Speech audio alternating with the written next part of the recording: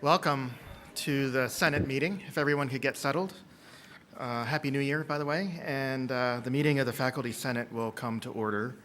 I'd like to begin with a roll call from the regionals, starting with Potomac State. Potomac State, how many are present?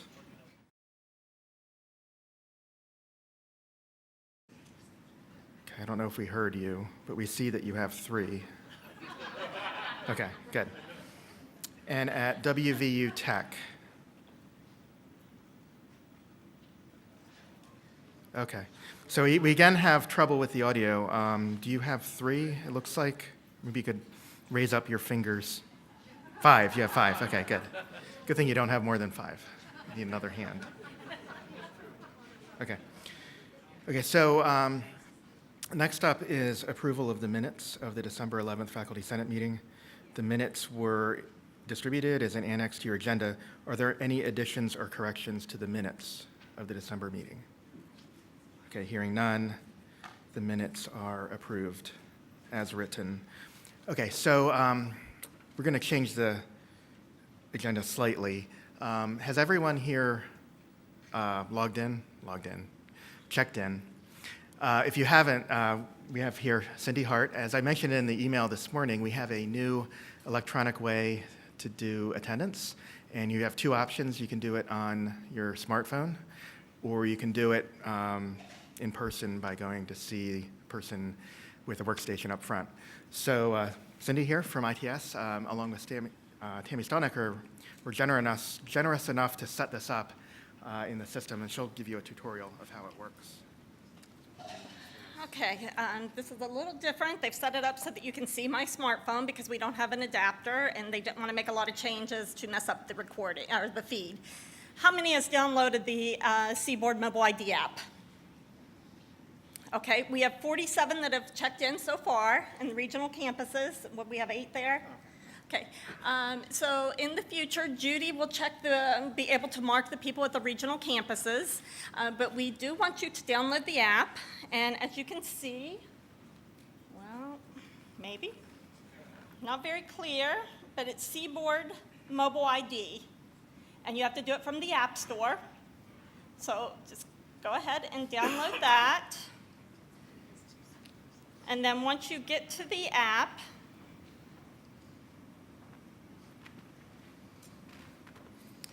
you have to authenticate first. When you download it first, you're going to pick West Virginia University. From the little arrow, scroll all the way to the bottom, and you'll see West Virginia University. And then you have to use your login credentials and authenticate. I don't want to take too much time, so we will walk around after this to help anyone who's having problems. But once you actually authenticate, you're going to see your photo. And at the Choose button, pick Choose. And then you're going to see the very first one should be Faculty Senate meeting. Click on that. Maybe there's a little delay here. Okay, after you click on it, you're going to see Go. Do Go. And you're going to get a black check mark that you're checked in. That's simple.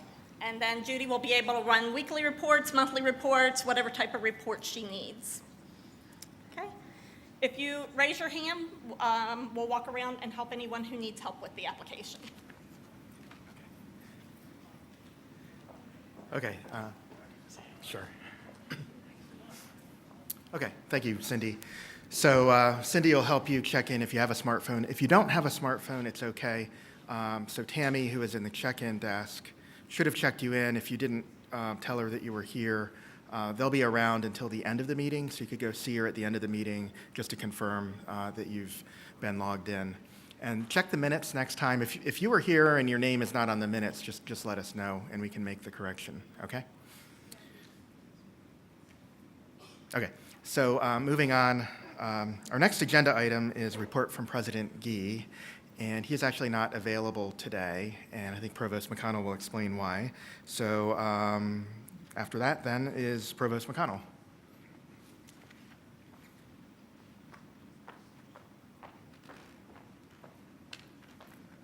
Happy New Year, everyone. So how many of you got Gordon's tweet on Friday? Okay, so some of you know and some of you don't. So the reason Gordon is not here is because on return from his holiday trip, he fell in the Pittsburgh airport and managed not to catch himself in time, so smashed his nose and his eye, and he's kind of black and blue, and just taking the time to rest and recover and deal with the fact that it's a little bit painful and swollen. But he is fine.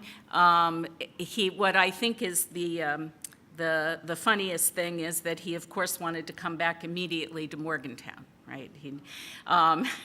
So anyway, we wish him the best. I've been in touch with him, as have other people. He's doing well, and he misses being here and misses all of you, and particularly because it's the first Senate meeting of the semester. I have a couple of things I want to go over, but I know we have a lot of presentations today, and people probably want to get out of here before the temperature drops even more. But let me just get you started on some wonderful reminders about winter weather. We sent out the winter weather policy on Friday, and we wanted to make sure that you knew it was there in e-news quickly and accessible. The bottom line is we really want everyone to use their best judgment about safety, right? And the reason I say that is because it's unusual for us to close the university as a whole. There are a lot of reasons for that, not the least of which is we have 5,000 students in residence halls. And when we start to actually officially close the university, it's very difficult for the students who are still in the residence halls, because that means that there aren't classes, they don't have a lot to do, the PRT and buses might not be running. So there are a lot of issues associated with closing down the university. So we only do it when we really, really, really believe that we're going to get a major storm and it's going to be unsafe for everyone. So that means we're depending on you and our students to use best judgment. Please be understanding of students who do believe that it's not safe for them to come. Some of our students live in areas where it might not be as easy to get into school as it is for those of us who live within the city limits. Of course, this is true for employees as well. So I just wanted to give you that heads up. The most important thing is to listen to the radio or any of our news alert sources, or you can go to the website, or if you are not part of the alert system, you can sign up for the alert system and then you get it delivered right to your phone. So I highly recommend that.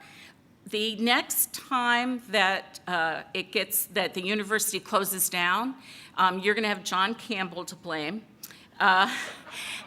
Because you may recall 2 years ago, I got to close the campus for the first time in a very long time. It was one of the more exciting days for me in my time as provost. I stayed in bed. My husband brought me coffee, and he said, "Honey, you should stay in bed today. You made 40,000 people really happy." So I don't want to deprive John of that opportunity. So the next time it gets called, it's on John. And just like a superintendent of schools, if he gets it wrong, call him, not me. I think that that's the best thing. You may have seen good news on Friday that we are working on a tuition-dependent a tuition program for dependents for undergraduate education at WVU. This is something that Faculty Senate, particularly the Faculty Welfare Committee, and thanks to all of you on the Welfare Committee who've worked very hard on this issue, we finally were able to get everyone together who needed to get together and make the decision, and now the harder part goes forward, which is figuring out the details of the program. We don't have all the details down yet, but we'll be working on that, and we'll be working with our stakeholders to try to get it as right as we possibly can.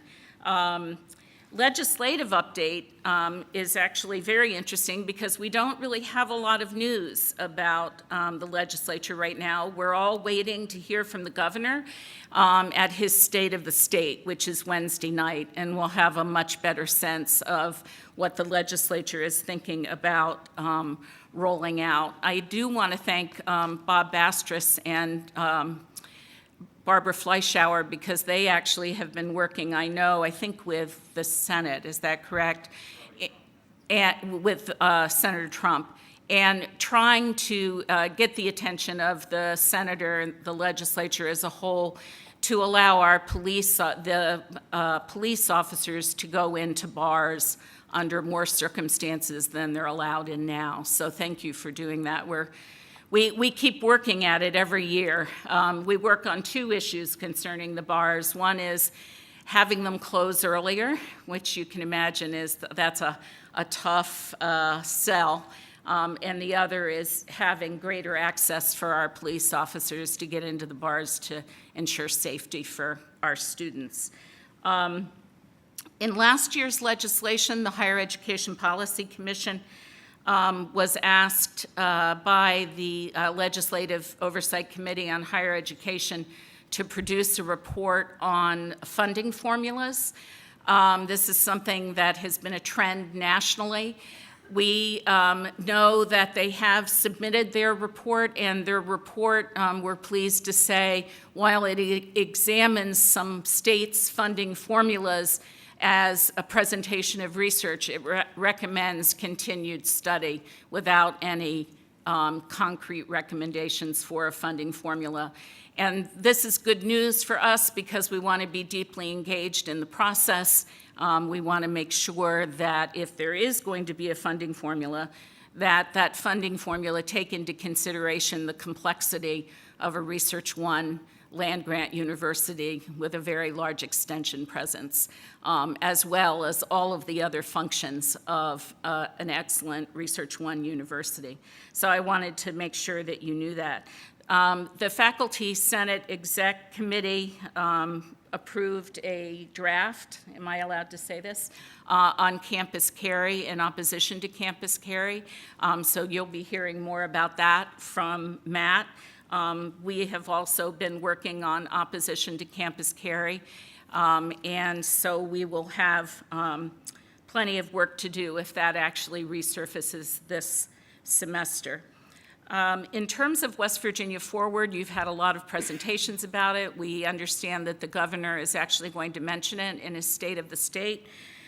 We hope so, and we were able to raise some additional private funds to support it. So our promise to all of you that we're not taking funds from other places is a promise that we're making good on. You probably saw that we finally have a document retention policy. Any of you notice this? This is, I know you're going to laugh, but this is such a big deal to me. When I first became a dean, one of the first things I did was call the general counsel's office and ask if we had a document retention policy, and I was told no. And I was devastated, right, because that means you save everything. So the document retention policy is excellent. If you have any questions, you can call the general counsel's office. Anything specific you want to share with them, just let them know. The Office of Sustainability is organizing a large Morgantown campus-wide effort called All Clear for the New Year, and it is a shredding service. So if you make sure that you've been able to clean all your files and you're ready to part with them, you can have them all shredded if you're concerned about any kind of confidentiality. It's very important that we do that with these older records.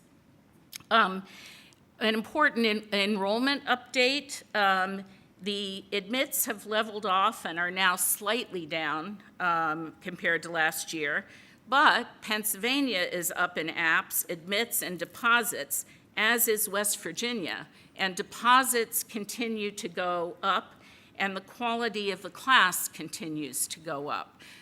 So that is all very positive news that I wanted to share with you.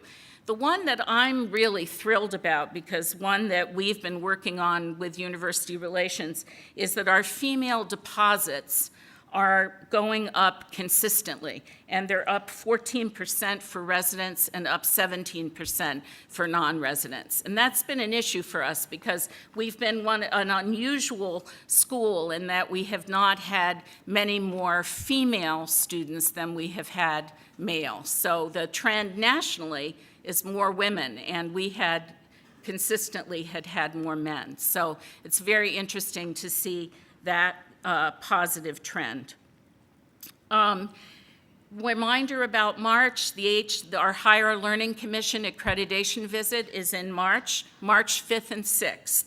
For those of you who haven't been through a university-wide accreditation before, this means that the accreditation team from Higher Learning Commission will be present on campus. They will have received our self-study and our assurance report, and on their agenda, there will be an open session with faculty. I wish I could tell you when that would be now, because I know you're all really busy and you'd like to get that on your calendar, but they will not actually give us their agenda until 2 weeks before the visit. So as soon as we know when their agenda has the all-faculty meeting, we will let you know immediately. We want you to have that opportunity, and we really encourage you to attend. I want to thank those of you who participated in the December commencement.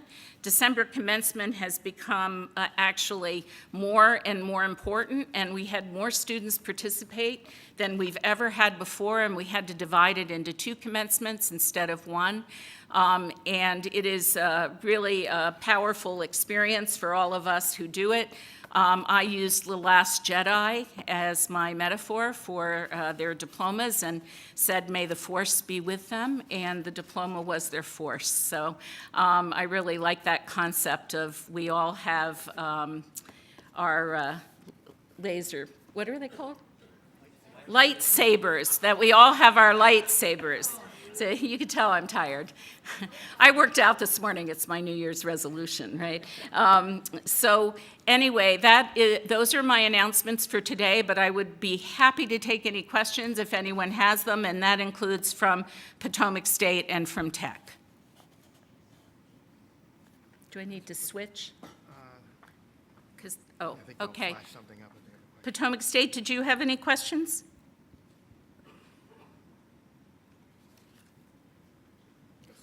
I guess not, okay. Okay.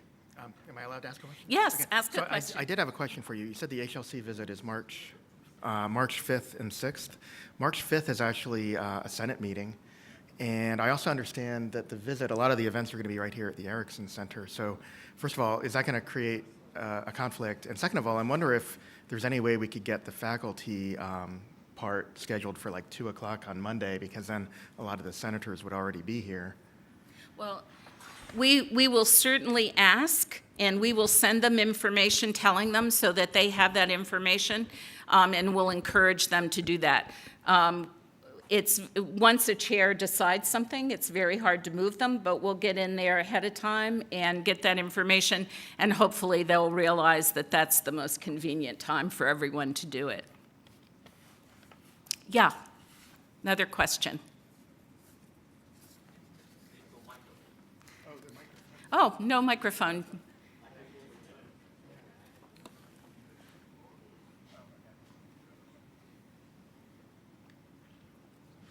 It's Parvis from Moody Statler College.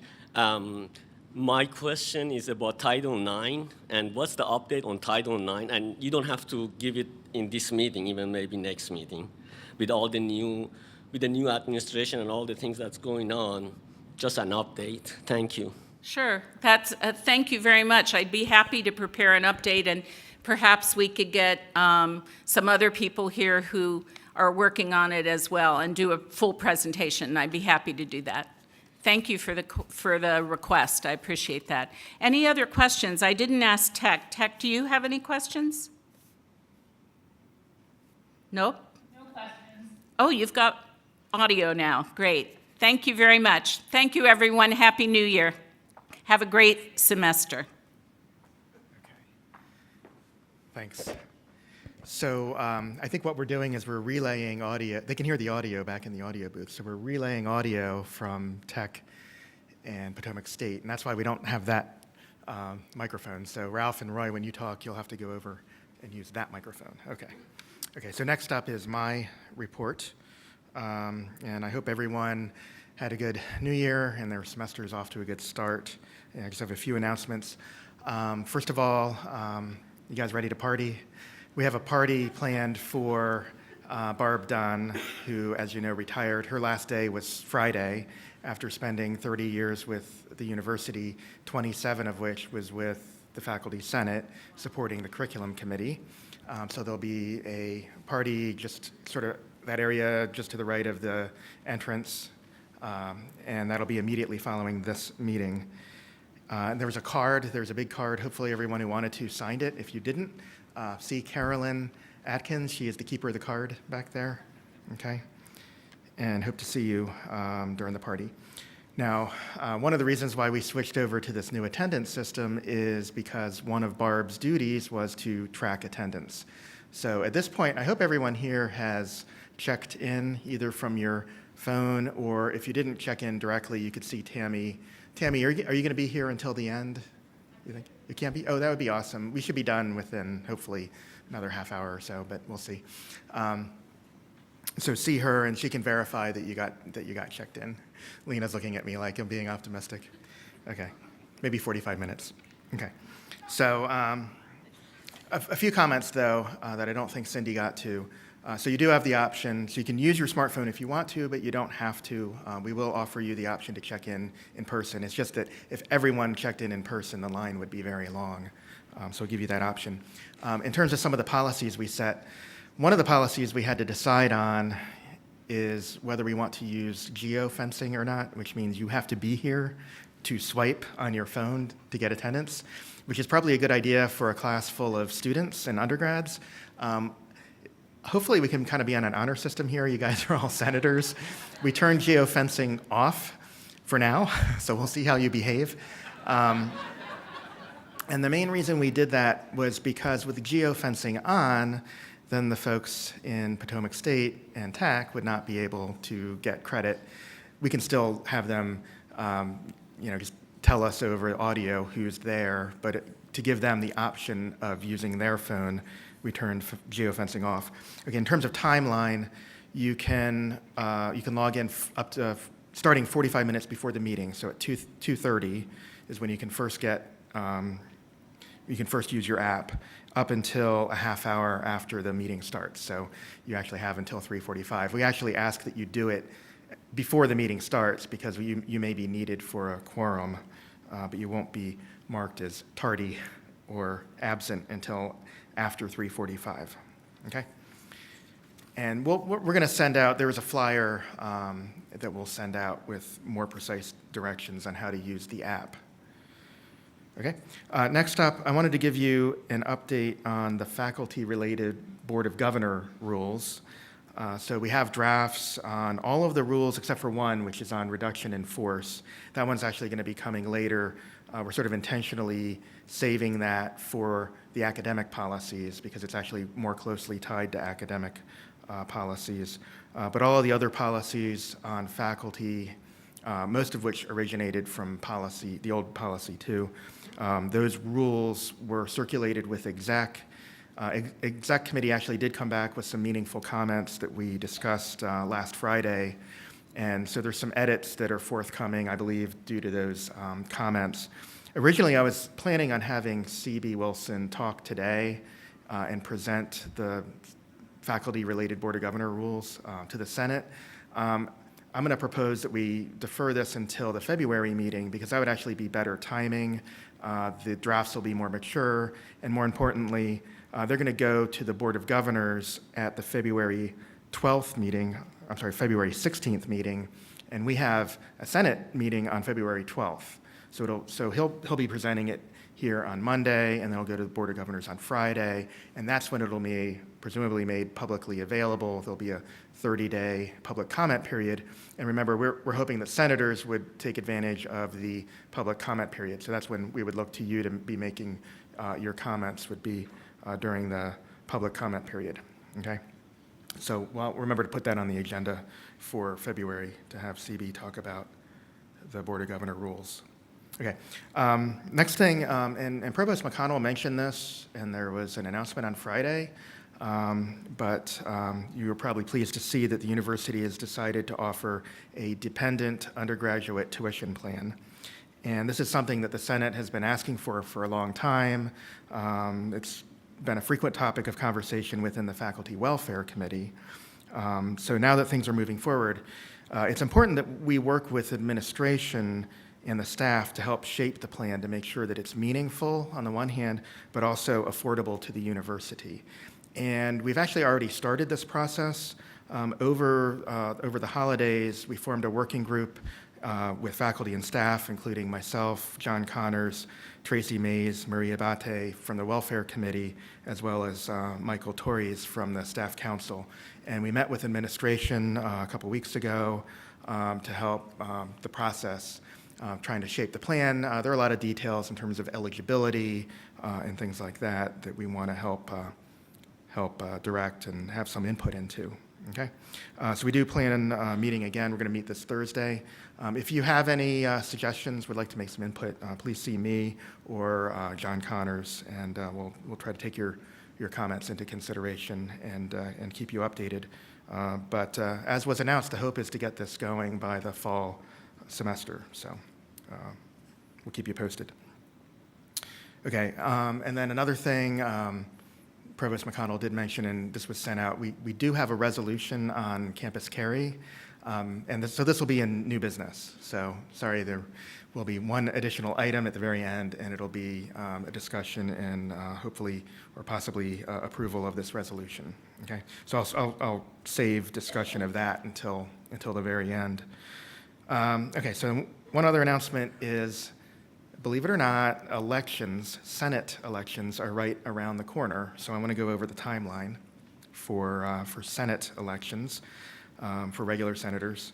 So the call for nominations is going to be sent by the end of January, and then the ballots are going to go out March 1st, and they'll be due March 9th, which is the Friday right before the spring break. So there will only be a little bit over a week of a voting period. Okay. Now, one thing we're going to do differently this year compared to the past. In the past, the call for nominations included an attendance record of current senators. The last 2 years of attendance is actually required in the Constitution that the call for nominations include an attendance record. In addition to that, we're also going to include a list of Senate committee memberships. Okay, and this will be memberships for everyone in your constituency. So each college or campus, each constituency will get their own call for nominations, and it'll list, okay, for your senators, here's their attendance record, and for everyone in your college, here are the committees they've been on. So it's not just senators, it's everyone in the college. Why not just senators? Well, you think about it, probably the best source of new senators are those that have already been active in committees, okay? And the main reason we're doing this, it's probably obvious, but we do want to encourage senators and prospective senators to be active in the committees, because that's where really most of the real work gets done in the Senate. Okay? All right. So with that, that's the end of my report. I don't know if anyone had any questions for me.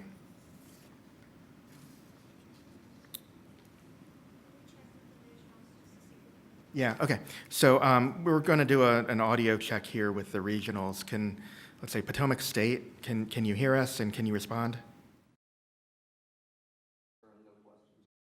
Okay, thank you. And we can hear you now. And Tech, can you hear us? We can hear you and we don't have any questions. Okay, good. And we can hear you now too. So maybe, can we get the microphone back maybe? or you could keep it there. That way Ralph doesn't have to walk as far. Right. Okay, so next on the agenda is a report from Barb Dawson.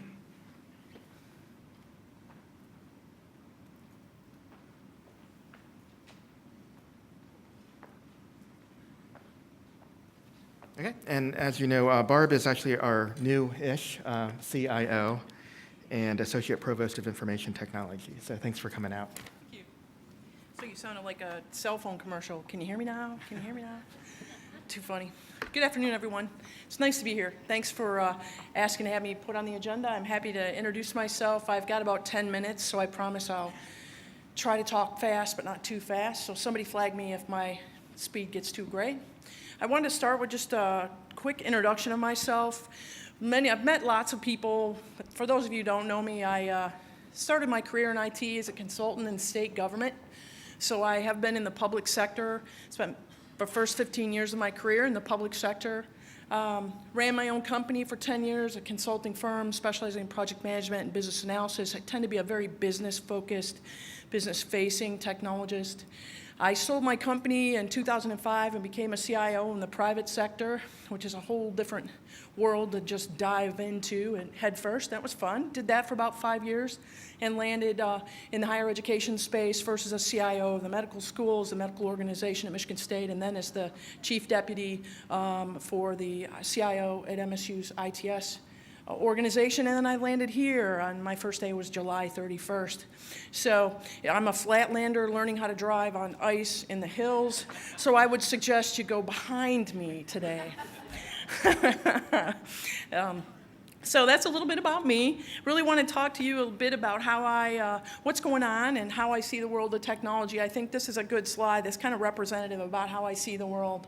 On one side, this is a survey from Gartner, which is a IT research firm that talks about what are the typical business priorities for a higher education institution on one side, and then on the other, what are the new technologies that we're starting to see in higher education? And these are really the two sides of my brain that I think about. What does the organization need from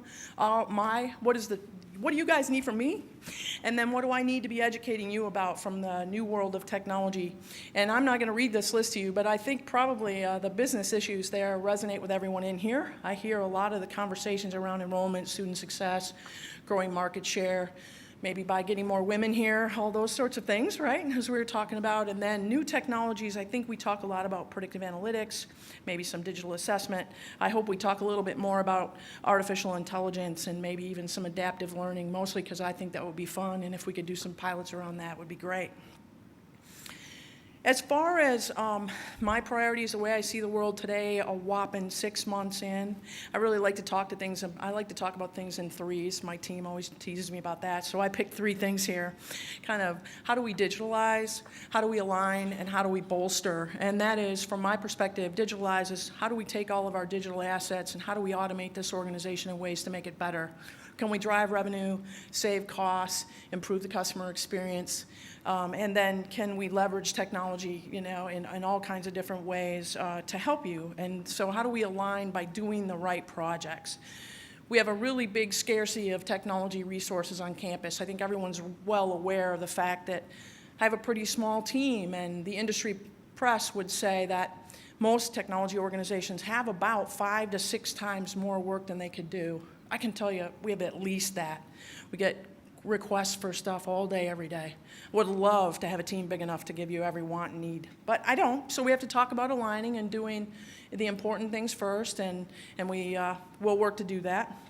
And in that alignment process, we'll work to get campus conversations. I know we have a formal term for that, but we'll work to get people engaged around campus, including the faculty, to get input about what is important. There's some things that are easy and obvious. We have a Banner 9 upgrade to do this year, and if we don't do it, Ellucian won't support our app. That ends up in the sort of Nike projects list, the Just Do It list. But there's lots of other things that I think we could get a lot of input on and get buy-in to do what should be our biggest priorities. So that's what I think about in alignment. And bolster, this is really the things that we need to do to be a better IT organization for WVU. We need to invest time and energy to mature the team. We still run a little bit like we're separate units. so we need to get some of the lumps out of it. We need to invest in talent a bit, some talent management programs. I work for somebody who said the talent war, the IT talent war is over and the talent has won. And there's 600, I looked this morning, 604,000 open, unfilled IT jobs in the United States. 604,000. So the unemployment rate for IT staff in West Virginia is 2.4%. It's better than where I came from. It was -6. So I'll take that 8-point gain, but it's not great, right? So particularly in the area of cybersecurity, there's just a huge shortage. So we have to work on that. I also want to work on an IT capital plan. We today don't have a dedicated capital plan for information technology. It tends to be all lumped into an operations budget. And as I like to say, you know, when the blinky lights stop, I can't have a person do that work. So we have to have a plan to refresh that gear. And then the last thing here under sort of broader topics is we need to continue to invest in cybersecurity. It's just a nonstop, it's a war. It's a war. So we need to continue to invest in those areas. So then let me make these sort of high-level things a little bit more tangible and talk a little bit about what I actually have for specific projects in these areas. From a digitalized sort of category, I like to talk a lot with my team around personalizing the student experience, and I've been having some conversations with folks around campus about how can we do some pilots around personalizing the student experience. And that could mean a lot of things. I don't have anything specific in mind, I just know that I want to start talking about it because I think it's important, we need to think about it. As far as alignment, we already have several projects on our docket, more than I wish, but several of them. We've got to do budgeting software, we need to replace that My Access, I'll call it a mess. I'd like us to talk more about how we do reporting and analytics. I think I heard over and over and over again as I did campus conversations, it was basically data, data, data, data, data, data, data. Will you give me some data? Got time to give me data? How about a report? I'll take it any way you got it. Can you give me data? So we need to invest a little bit of time on that. I think many of you are aware that we're implementing a new high-performance computing cluster, and there's a lot of homework being done around that, and a working group and a whole set of folks making great decisions around that. There's ongoing progress on academic performance solutions. John in the provost office, and he's working on that, and the Student Success Collaborative continues to roll out as far as high priority projects for my team, along with the Banner 9 rollout. I promised Ame I wouldn't forget to talk about the Banner 9 rollout. Teasing her. And then under the category of strengthening, we have some other things that are important, but maybe not as important to everyone in the room as they are to me, and that is working on our antivirus software replacement. That is a Kaspersky replacement. I have a really hard time with that word, you guys. I'm glad we're switching vendors. The vendor that we have selected a new vendor for antivirus. I can't tell you who it is yet, but I can tell you by the end of the week. So the group has made a recommendation to purchasing, and that's going through the official process, and we'll make everybody aware of that and get a rollout plan as soon as we can. Two-factor authentication, I think we call it the Prove It project. I'm still learning about this Prove It's You project. That's the Duo project for dual-factor authentication, so that it's something you have and something you know to get logged into the system. Lots of people have been involved in this pilot. We have about 1,500 faculty and staff members enrolled, but there's going to be a big push on this in this coming semester. And if you wonder why, all you have to do is look at all the phishing emails we get these days, and they work. Those phishing emails work, so we need to make it so they don't work anymore. The other thing that we're doing is we're going to move a whole bunch of our enterprise resource planning or administrative systems into the Oracle Managed Cloud, which basically doesn't mean anything to you, except hopefully we'll get some performance improvements, and hopefully I'll save some money to reinvest in something cooler than finance, HR, and facilities at IT. Maybe we can do some cool things for students. Not that it's not important for all you administrators out there. And then last but not least, we do need to work on replacing our data center network. That'll be a project that we're planning and we'll talk a lot about into the summer. The core data center equipment is aged, and it's gone far past its end of life, so we need to work on that. And then that's really all I have. I think I did a nice job of talking through that in 5 minutes flat. I wanted to give you guys a chance to ask any questions if you have any. Grab the microphone, yes. That way everyone can hear you. Yeah, that one's. Hi, İlkin Bilgesi with Statler. First of all, I'll welcome to the campus. Thank you. I was going to say you find yourself on the hot seat, but it's very cold. So probably it doesn't work. We appreciate, I know we are going through changes. Every time we turn around, we have new technology coming, like today's enrollment. And of course, all these things impact us in terms of teaching. Everybody is impacted. So I wonder, can you give us more insight about the interaction with faculty, with senators, about the things that are implementing new changes, but it impacts our teaching process? So I'll answer you more generally, because I know Matt and I had a conversation about this before the meeting, because we wanted to talk about how to get input around policies and priorities. One of the things that I think we need to do a better job of, that is ITS needs to do a better job of, is having clear processes about how everyone can get involved in how we make decisions and roll out planning. The thing that we have to be conscious about getting different groups involved for different sets of technology and having a broad perspective. I don't think we've done, my organization has done a great job of that in the past. So I have been working with several folks to talk about getting some committees together to provide input to us, and then have outputs for policies, et cetera, provided to other groups so we get inputs, we understand how not to impact people negatively as much as we possibly can. So I'm very aware that we need to do that. I don't have a tangible answer, but I can tell you it's on my list of things that I need to address in 2018. Thank you very much. We have a very diverse group, so needs are different. So Yes, it's kind that's- of difficult task. Yeah. Thank you. You're absolutely right. We should ask Tech at Potomac State. How about the tech folks? Got any questions for me? I spent a day traveling to Potomac, but not tech yet. How about the folks in Kaiser? No questions either, but thank you. Awesome. Thank you for your time and attention. Nice to meet everyone.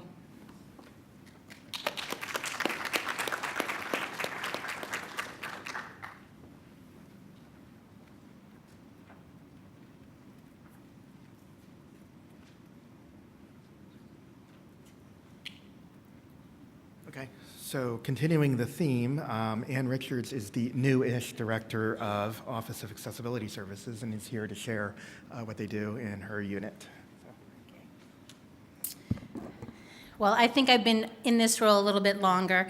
I've been in the role since August of 2016.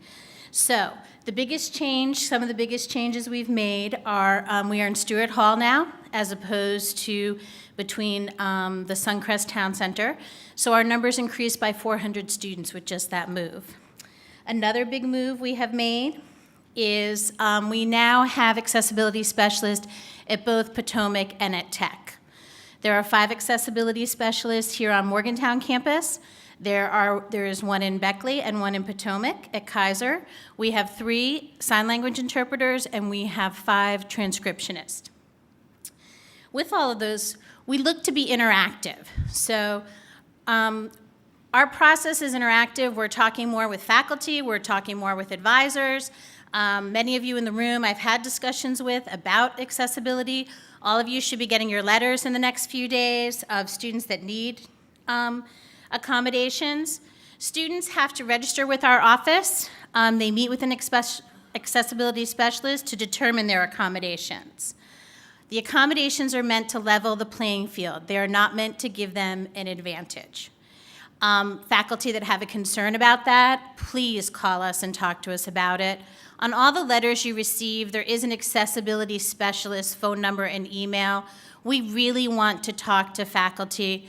We have had increased interactivity. When I took over, the office ran under the rules of HIPAA. We have since really worked hard. We only work under FERPA, and since all of us are under FERPA, we can talk to each other about students. Now, I may not say to you that a student is autistic or he has attention deficit disorder or they're suffering from anxiety, but we will have open conversations with you about what is reasonable for that student based on the documentation our office is holding. And I know that's very different for many of you that have worked with the office in the past. So what I would ask for you, if you haven't called our office in the last 18 months, to please do so, because we are really looking to be in the spirit of the law and interactive. The accommodations that you see in your letters most often are extra time on tests, quizzes, and exams, reduced distraction for test taking, note-taking assistance, preferential seating, intermittent attendance. Sign language, many of you may have had sign language interpreters in your classes, or you have students that are having transcriptionist, Braille, textbooks in digital format. We also do sometimes accommodate policies, so we work with the Assistant Associate Dean's level and Central Administration. We work with housing over housing accommodations, retroactive withdrawals, suspension appeals. So once in a while, you will hear things from our office maybe in terms of that. But what we have been striving to do in the past 18 months is let the academic policies help have the students go through the academic process as we have set out in our academic policies and procedures. And then if we need to accommodate, we'll accommodate later on. But first, we want students to go through the steps that they would go through as any other student would. Students requesting accommodations, every semester they have to, so this is why you receive letters. Students don't have, things that we may have authorized them for, they may not decide to use in every one of your classes. They are sent to your mix email. I know that is a bane of contention with a lot of people, but due to Banner, we cannot change that. So if you would please forward your mix to your mail, it should work it out. Students must meet with you. That is part of the process, and part of the process is the students sign for when they come to our office. So a student that has not met with you to discuss how their accommodations are going to be carried out, it depends on what's happened if you need to accommodate them or not at that portion in time. If they're coming to you an hour before a test, we would say to them that they should have come to you prior to that. There's an accommodation agreement form that you should be seeing from every one of your students that has a letter that comes to discuss that they should sit down and talk to you about how their accommodations are going to be carried out in your class and have them sign. That shows what your responsibilities are and what the students' responsibilities are. There's also a recorded lecture agreement that you might see from some students. For note-taking, many of you have probably had announcements made in your classes that you asked for peer note-takers. We've been moving towards an auxiliary aid of Sonocent audio note taker, and that's so that students are taking their own notes. We all take notes differently. The student with a note taker should be active in their learning also. And so the Sonocent note taking, they will record your lecture, but then if you provide PowerPoints or some other kind of auxiliary aids for your classes, they can upload it into this system and then kind of make it, I keep thinking of it visually as a living notebook. So you'll see probably more of these recorded lecture agreements because instead of pure note takers, we are trying to move to this model to, again, have students with disabilities on our campus engage more in the materials that they're getting in your classrooms. Testing, they're going to ask you for testing. I think the most important point on this is the third one. We are working towards getting a testing center on campus. Dr. Kreider has been working. We've been working with John Campbell and others. We are working on it. We are researching it and getting numbers to them as soon as possible. But hopefully soon we will have it. Some of you call and say, I don't want them to have a reader and a scribe. This is going to give an unfair advantage. A reader should just be reading only what is on your exam. No extra, no inference with their tone. A scribe is the same, just to kind of give you an update. Intermittent attendance, I know, is another one that faculty call about a great deal of time. We are not suggesting when we give a student this that they can miss your class. We are suggesting that there is a balance between some students may need to miss class due to their disability more than the general attendance policy that you have. But we also understand that part of the class is meeting the technical and the goals and objectives of your class. So again, making this interactive. If you need assistance that the student's not understanding, please call myself or call the accessibility specialist on the letter you receive, and we will work with you to find a resolution with the student. Service animals, I know we've gotten a lot of questions about this. I know many more of you are having animals come into your classroom. Emotional support animals are not allowed in your classrooms. So if the student will most likely answer yes to the first question on the screen, is the animal there for a disability? The second one is where if their question is, will they make me feel better? That is not a task. We can talk about our veteran population. Some of the service animals for our veteran population are there to soothe them, but they're also to warn them to when they might have an attack from PTSD or an anxiety attack. If the dog is doing that kind of job, then they can do that. That they have a letter from a national registry. There is no national registry for service animals or emotional support animals. They've been ripped off if they have that. So if you have a trouble with an animal, if the handler does not have control of the animal, you can ask the animal to leave. So if the animals are causing trouble in your classes, again, please call us and let us know. We will work with you, and I brought this up because I know it's becoming more of an issue because I see it myself. Assistive technology, our students use, as I said, Sonocent. Kurzweil Reader is for students that get alternative text. It will read their textbooks to them. They also use Dragon Naturally Speak. We'll give them digital recorders at times or FM loop systems. So some of your students that may have hearing impairments, a lot of times West Virginia's Department of Rehabilitation Services will provide students with an FM loop system. That means that you just wear a microphone and speak as naturally, and it'll be amplified in the student that needs its ear. I am not being accommodated. I know in the past many faculty thought they came to our office and we called and said, you have to do it just the way the student is. Our first question now is, have you spoken to your faculty member? Because it is the student's responsibility to speak with you. And have you talked about how they're being implemented? If a student asks you, I need extended time on a test, I need a note taker, I need a quiet place to take my test. If you do not have a letter from our office, please do not give them an accommodation. If you do, this in fact makes the university liable to give them that in any of their classes if they are not registered with our office. So please, if you have a question, if they are not registered with our office or have authorized accommodations, please call 293-6700 and someone will assist you and talk to you about it. Tell students if they ask for any of those things to contact us and to email access to at mail, and we will take care of them. We will bring them through our process.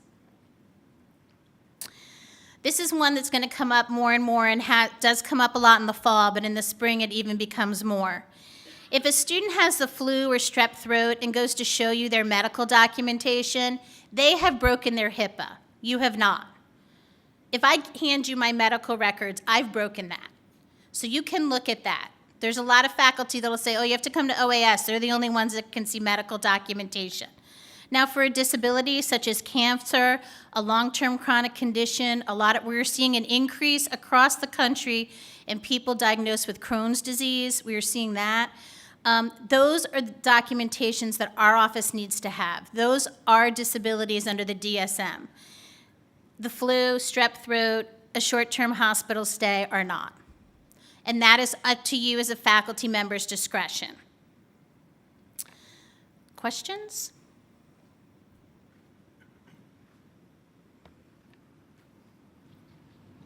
Dave Hauser, Eberly.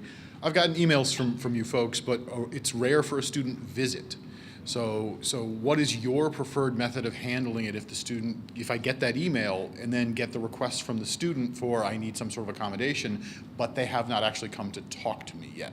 Should I say no? Should I say, well, maybe? I mean, what's your preferred method? What I would say is if it's not unreasonable, I would go ahead and accommodate the student.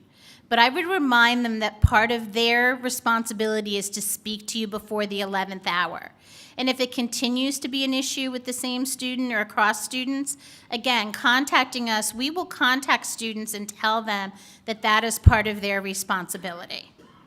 So again, if it's not unreasonable or doesn't cause an undue hardship, I think in terms of keeping the university, in terms of the legalistic, away from an Office of Civil Rights complaint, I would say do it. But it is, in the ADA, it is the student's responsibility to self-disclose and ask. A lot of times, especially our freshmen, don't understand this. They just think their IEPs or their Section 504s from K-12 follow them. So they don't really start to understand that the onus is on them in higher ed for them to say, this is what I need, instead of in K through 12, where most of us that have worked in K through 12 go, we know you need our help. We're going to help you. So that's a big difference that both parents and students struggle with. So that's a lot of what my staff and I, during new student orientation, go over with families, about the change in the responsibility put on the student. Okay, thanks. Nick Bowman, Eberly College. I had a question because something you said just now seems like it may contradict something you said earlier. Because I thought what I heard you say was that if students don't meet with us, that we shouldn't accommodate them, because what could happen is that, like, if 99% of us stick to the rules and then one person says, no, that's okay, I thought what you were implying is that one person can maybe kind of ripple the boat a little bit. What happens is students will often come to us and say, well, all my other faculty members did it, and they don't have a letter, they're not registered with our office at all. That means they might not have any documentation. So part of what our office does, I think the difference in the questions is, if he has a letter and we know he has a documented disability, that the Office of Accessibility has documentation that supports that the student is authorized to have that accommodation, then going ahead and doing it, if it's not an undue hardship, is okay. But students that just come up to you on the fly, that say, I need extra time on test, we had some issues with some international students last semester that thought English as a second language was a disability. They heard math sent out a correspondence, that's the word I was looking for, about people accessing their accommodations for finals. Well, the students thought anybody could ask for them. So that's where I was probably a bit contradictory, and I'm sorry. The letter being the key But it's the point. letter being the key part. All right, thanks a lot. Does Tech have any questions? No questions, thank you. Potomac? No questions. Thank you. All right, thank you.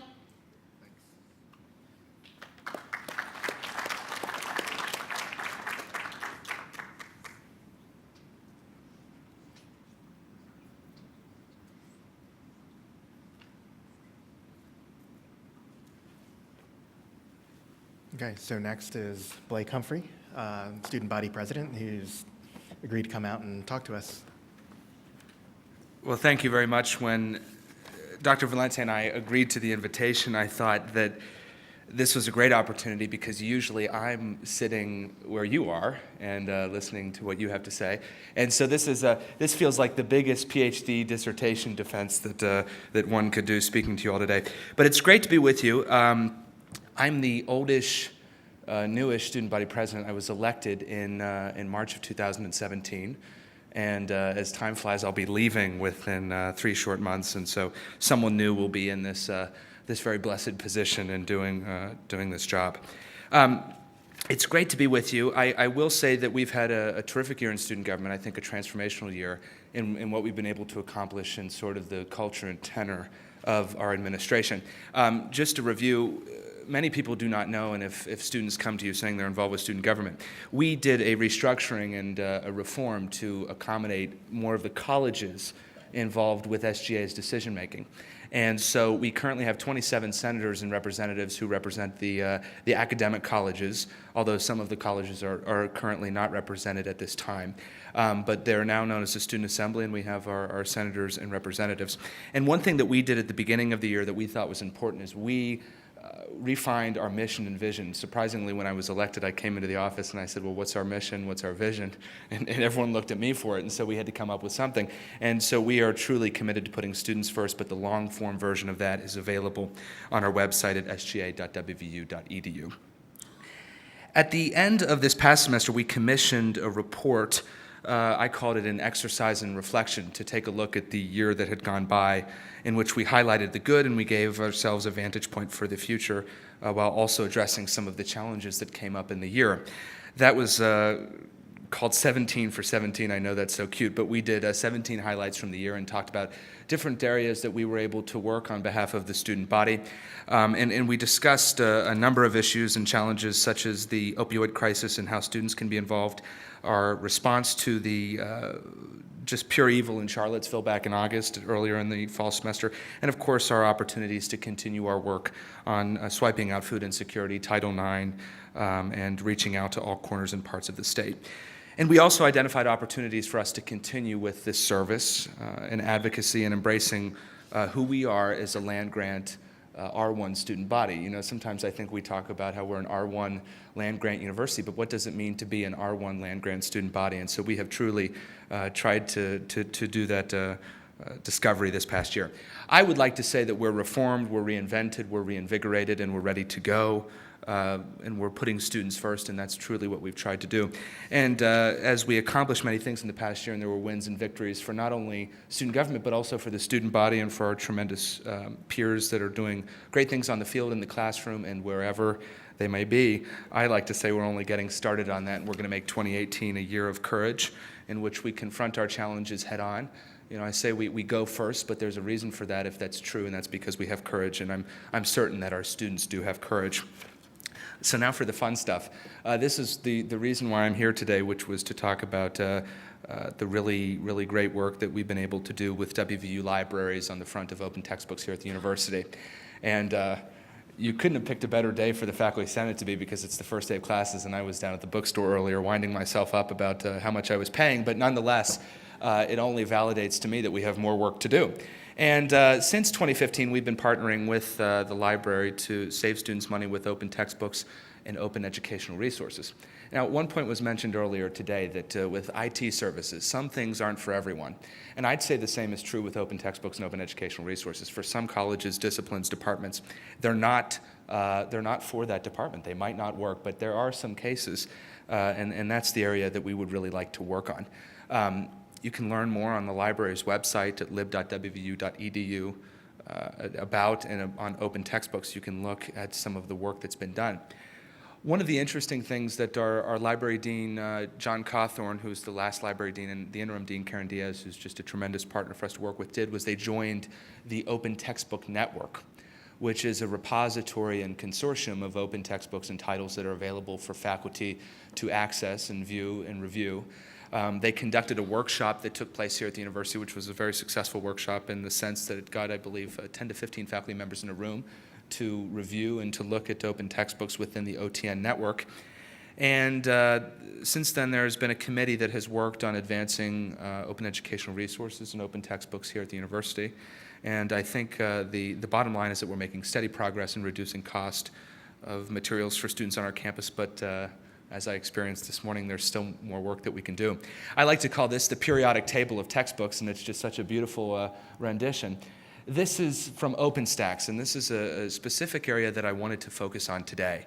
OpenStax is a group out of Rice University that's received nonprofit funding and funding to do and conduct and incentivize faculty members like yourself to adopt open textbooks and to not only adopt them, but to write them as well.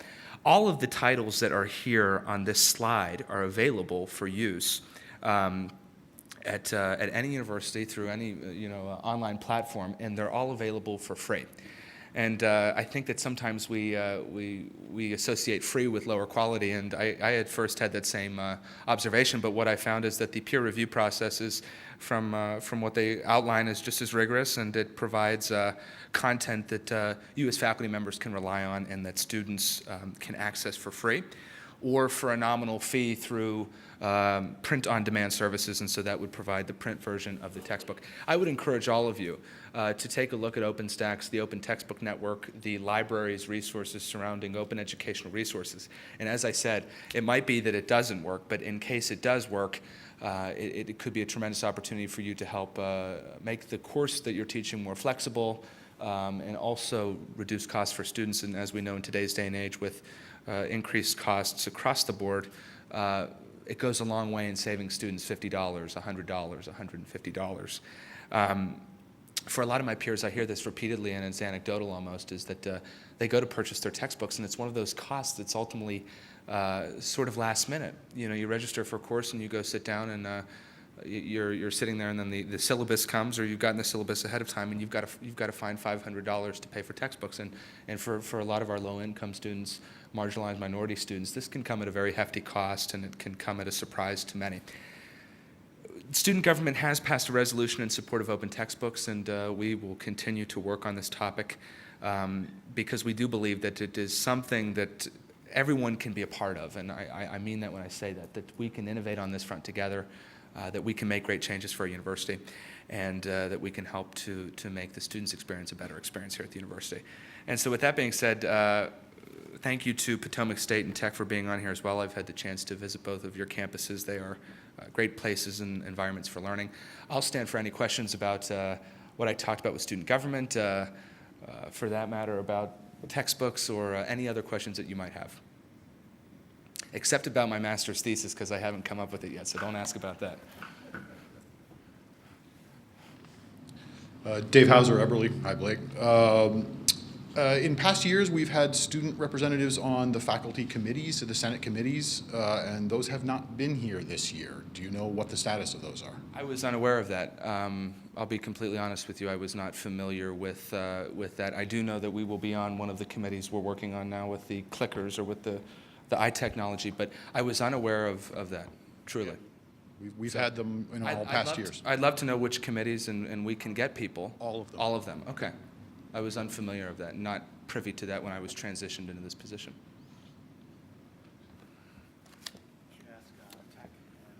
Yes. Tech and Potomac State, do you have any questions for me?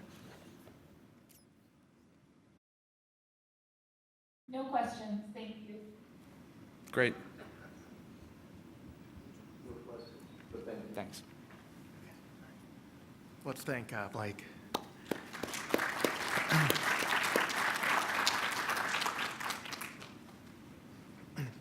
Okay, so next is the curriculum committee report, and I think the way we're going to do this, let's group the three annexes together, Annex 1, 2, and 3, and then there are two majors that we'll cover one at a time. So Ralph? Annex 1 is the new courses report.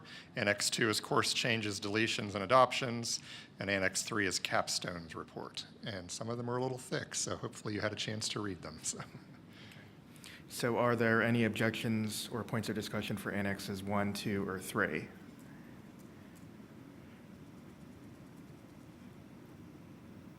Okay. All those in favor of approving Annexes 1, 2, or 3, say aye. Opposed? Okay, Potomac State, how do you vote? Okay, WVU Tech, how do you vote? WVU Tech has 5 ayes. Okay, thank you. Okay. Okay, the next item we have for approval is a new major in adventure recreation management for WVU Tech. Are there objections or points of discussion for the new major in adventure recreation management? Okay. All those in favor of approving the new major in adventure recreation management, say aye. Opposed? Potomac State, how do you vote? Okay. And Tech, how do you vote? Okay. Next. Next, we have a new major in organizational leadership, but I wanted to let everybody know a little bit of background before we get to the vote. There was some concern about overlap between this proposed major and a minor in leadership studies through Eberly College. Just prior to this meeting, the deans and faculty from both Eberly College and the College of Business and Economics had a quick meeting and developed the following amendment to be read into the motion, which is, if a minor in leadership is proposed, it must be approved by the Dean's Council. Okay. So are there any objections or points of discussion on this major? And we have an amendment. I think we need a second for the amendment. Scott Fleming from College of B&E, Yeah. and I'll second the amendment. Okay, so any further discussion or points of discussion on the new major in organizational leadership as amended? Okay. In that case, all those in favor of approving the new major in organizational leadership as amended, say aye. Opposed? Okay. Potomac State, how do you vote? And WVU Tech? Okay. Thanks. Then the majors are approved. Okay. So next, there are two for information items. The first is the Graduate Programs Report, Annex 4. Okay. Are there any questions or points of discussion for Annex 4? Okay. Okay. And the final for information item is the program change to the minor in entrepreneurial studies. Okay. Are there any questions or points of discussion on the program change in the minor in entrepreneurial studies? Okay, so hearing none, both the graduate program report, Annex 4, and program change to the minor in entrepreneurial studies are filed. Thank you. Okay, thank you. Okay, so next is the GF report, and I think Lisa DeBartolomeo is going to give that. Unless Rob is back here, no? And you're all bundled up. Yeah, I am. It's freezing in here. Do we have a couch we can burn? So we have Jeff deletions in Annex 5. Okay. And this is a for approval item, so are there objections or points of discussion for Annex 5? Okay, all those in favor of Annex 5 say aye. Opposed? Potomac State, how do you vote on Annex 5? And WVU Tech, how do you vote on Annex 5? WVU Tech has 5 ayes. Okay, and Annex 5 is passed.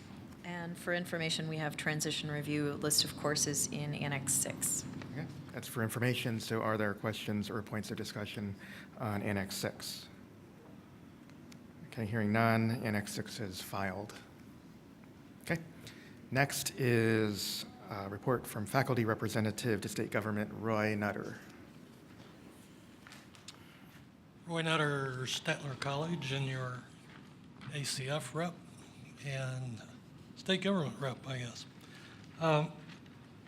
The legislative session will start on Wednesday, as the provost noted.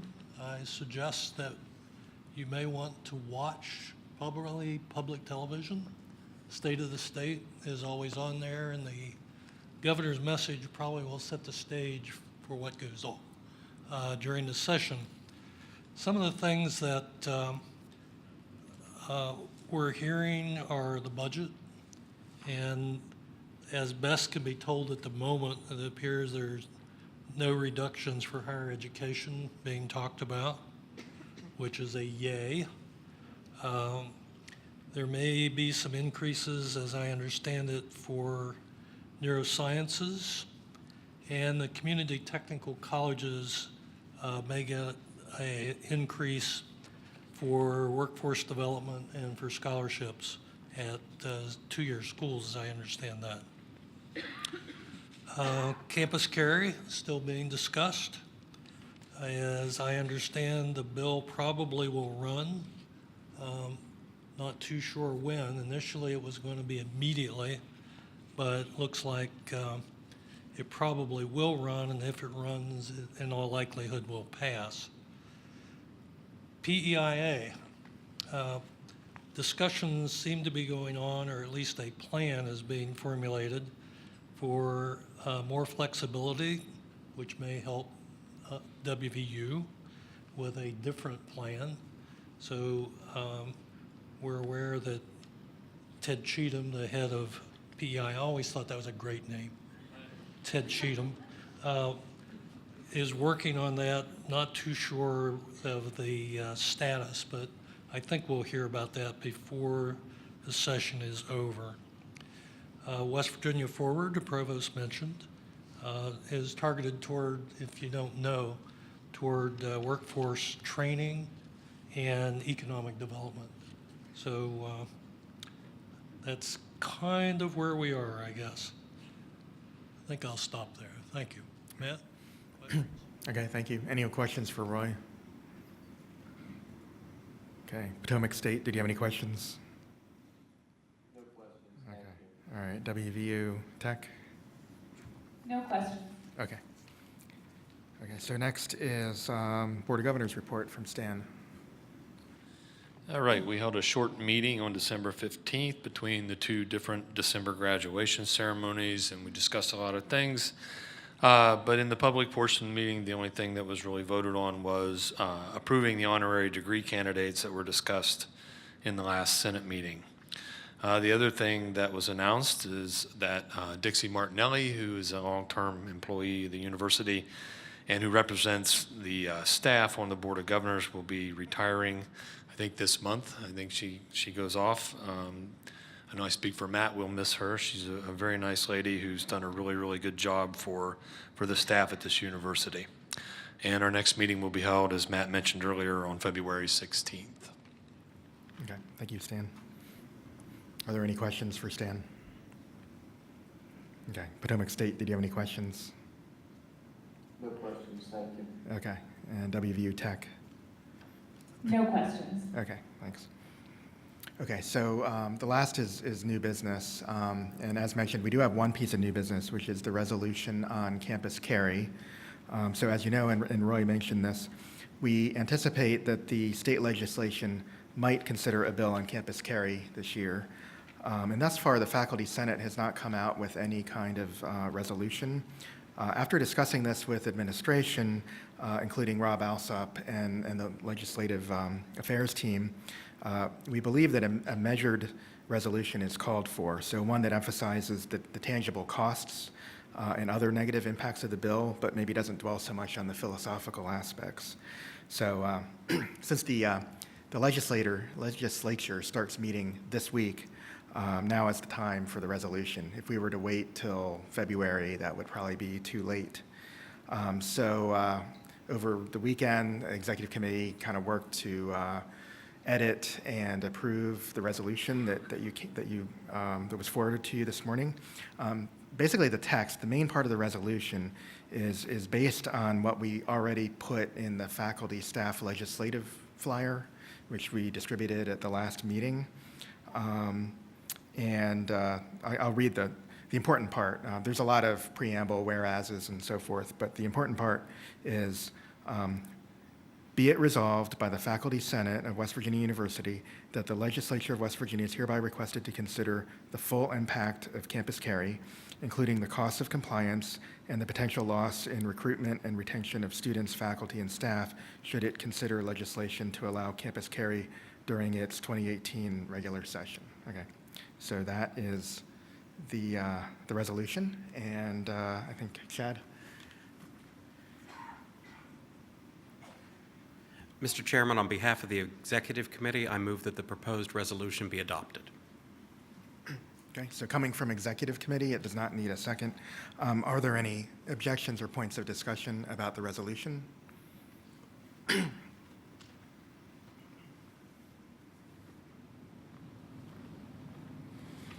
Warren Eller, School of Public Health. I'm pretty concerned as I read through this, the whereases especially, in that it's pretty stock language, places that other universities have used to try to combat this nationally. And one of the things that's happened is that places like Texas are really getting bitten for that kind of language, in part because of some really poor estimates of numbers coming out of the schools, especially in the Houston area.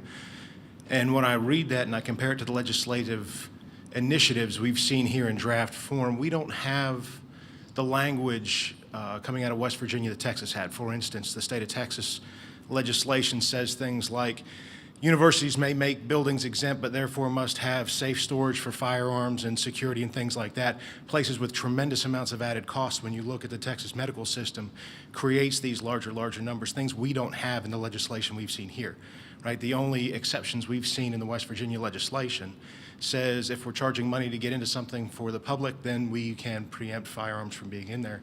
I think this is something we need to be right on because we're going to get called out on it the minute we say it. And I think if we have claims that can't be backed, that creates trouble for us. So that's one problem that I've got with this resolution as it's written. The second is someplace where we've got some expertise, which is behavioral medicine. Something that's not addressed in our resolution that I think is highly important is the safety in the dormitories. This is an environment that there's plenty of referee journal articles that talk about the heightened amount of stress that college students are under in their time away at college. And real firearm violence, real firearm deaths come from suicides. And this is something we haven't even bothered to broach, right? We talk about the rare event, something that can't be modeled, that we can't do very well, but we aren't looking at these sides that I think are very much stronger arguments. I'll yield. Thank you. Well, I really appreciate everything that you've brought up. In the letter that we're trying to get the presidents to sign from around the state, we do include all of that, and all of your points are points that we have included in an FAQ sheet that we're using with legislators. It's not in this resolution just because they were trying, Matt and the executive committee were working very hard to get something done quickly that everyone could agree to that focused on the three areas where that really impact cost. But you're absolutely right. One of the things that we've done in the FAQs, so we're in a very different position as a university, right, than a place like Shepherd, for example. Not that we want them to have it and we don't want guns, but the fact is we're a very complex institution.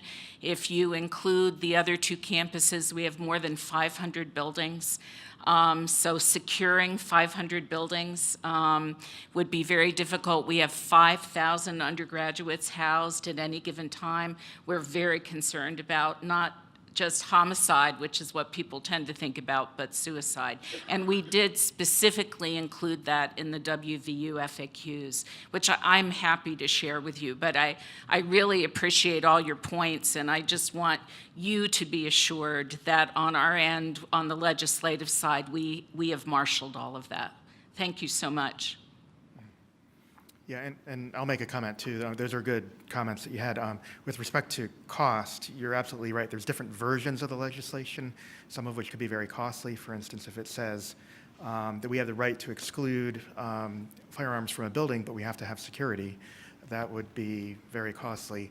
And so, our position here is, okay, we don't want the campus carry legislation to go through, but if it does, we need to be sure that whatever legislation comes through does not bankrupt the university. So I think the message that we have, at least in the resolution, is consistent with what you're saying. We want to make sure that we don't have something that ends up being very costly. We want to make sure that legislatures are aware of what the costs are going to be of whatever they pass if they choose to do so. So, were there any other questions or objections? Yes, please use microphones so the remote campuses can hear you.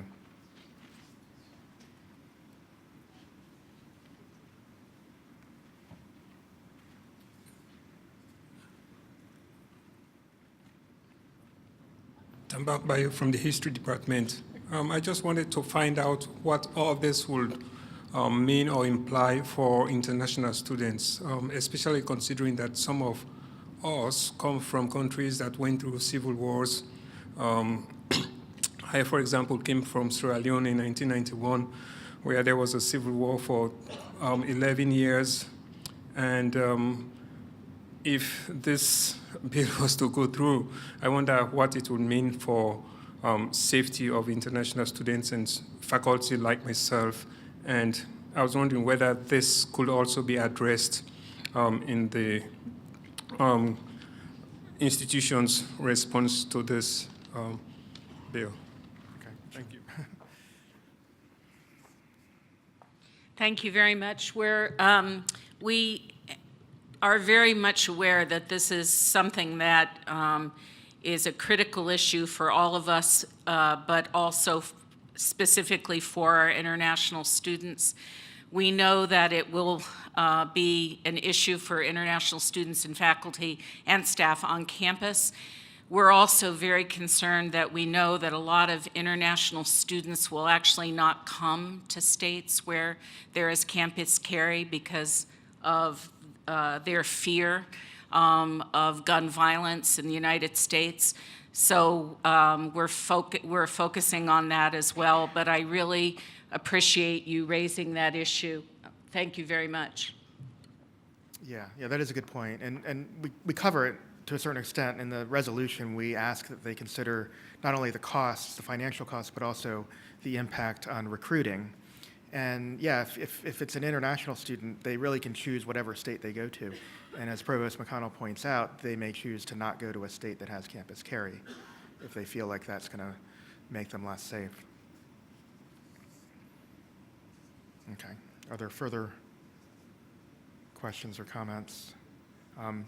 Potomac State, did you have any comments? No. Okay. And WVU Tech, did you have any comments? No comments, thank you. Okay. So we do have a motion. If there's no further question, then I'll go ahead and call the vote. All those in favor of the resolution, please say aye. Aye. Okay. Opposed? Okay. Potomac State, how do you vote? 3 ayes. Okay. And WVU Tech, how do you vote? WVU Tech has 5 ayes. Okay, thank you. Okay, so the resolution passes. Is there any other new business? Nick Bowman? Nick Bowman, Eberly College, real quick. Had a lot of faculty upset over the weekend because they forgot about the October memo that eCampus was live. And so we had like 5 or 6 faculty that were getting emails from students saying all of your dates are wrong, all of your readings are wrong, your syllabus is wrong. And we also had grad students in a weird spot where they're both teaching class and getting all these half classes ready and then prepping their classes. And I think institutionally we're used to offering the class on the first day.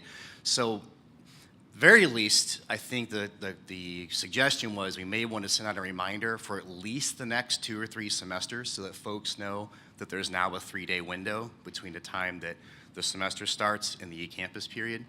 But the second question came up.